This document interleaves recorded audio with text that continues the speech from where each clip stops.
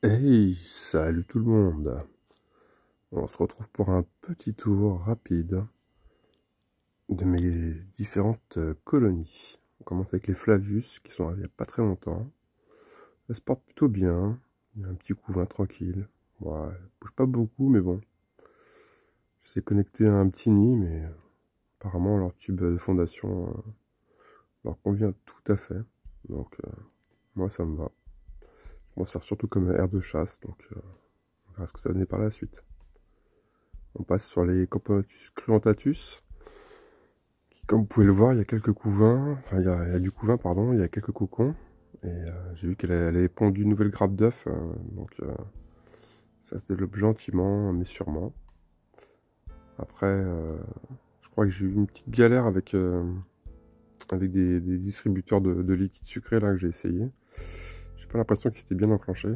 Et donc du coup, là j'ai pu voir que les gaz ne sont pas bien remplis, donc j'y ai remédié. J'espère que ça va aller beaucoup mieux. Après sinon, les blattes, dès que j'en mets, bah, elles jettent dessus. Hein. C'est vraiment des crêpes bladales, quoi. Elles sont toujours si sympas à regarder. Là, on passe sur les Liniperda. Bon, bah, ça bouge pas. Hein. Elles sont belles. Hein. Ça, c'est sûr qu'elles sont belles. Hein. Et les beaux gastres et tout. Hein. On voit qu'elles se nourrissent bien, mais je les vois jamais bouger. Depuis presque 2 semaines, 3 semaines maintenant. Elles sont 10, ça bouge pas. Tout le couvain, on dirait qu'il est en pause là pour l'instant. Donc, à mon avis, ce sera pas avant mars prochain. On m'avait dit que ce serait lent, et je pensais pas que ce serait à ce point-là. On va dire que c'est pas avec elle que tu peux passer du temps. Donc là on est sur les Abereri, toujours aussi belle, hein, ça y a pas à dire.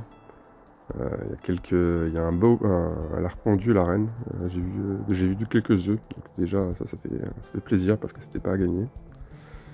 Depuis qu'elle était chez moi, elle avait encore pas pondu, donc ça c'est quand même sympa. On voit que le couvain qu'elle avait juste avant bah, se développe bien, donc ça c'est plutôt pas mal. Et ça présage de belles choses.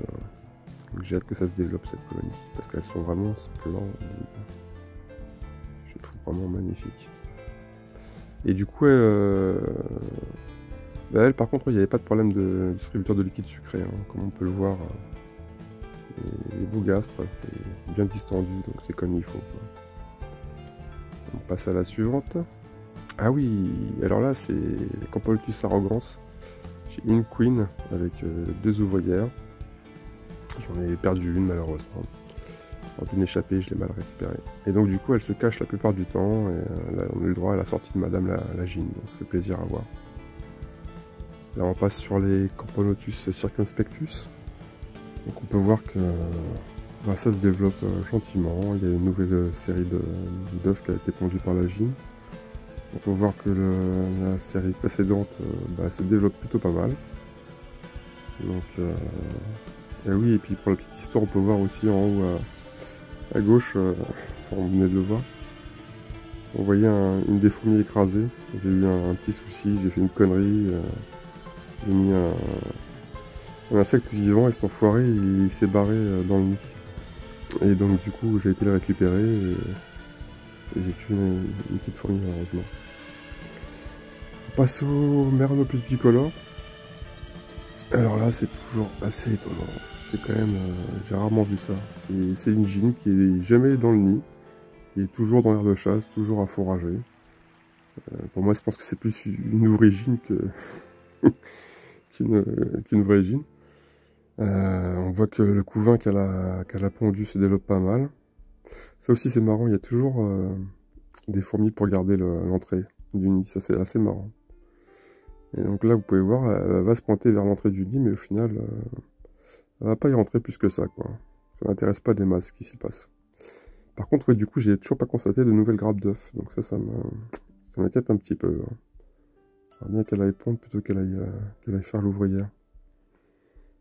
Mais après, elle est toujours sympa à observer cette espèce. C'est mou, c'est lent, mais c'est sympa.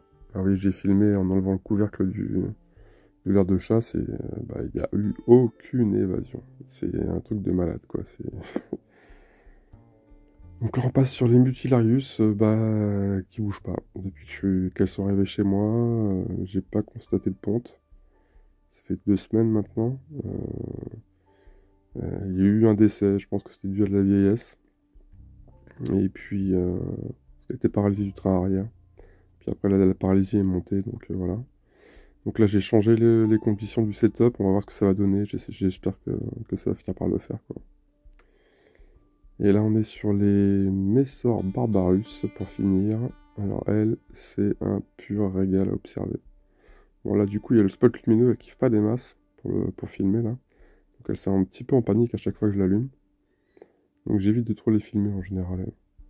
Mais il y a un beau couvain. Il y a des belles grappes d'œufs. Je peux pas fumer parce qu'elles sont derrière des gouttes d'eau, donc on verra pas grand chose.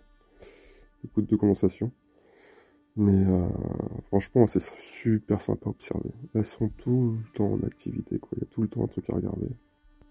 Allez, on arrive sur la fin de la vidéo. Mais écoutez, je vous dis à très bientôt. Et à plus tout le monde. Salut, salut.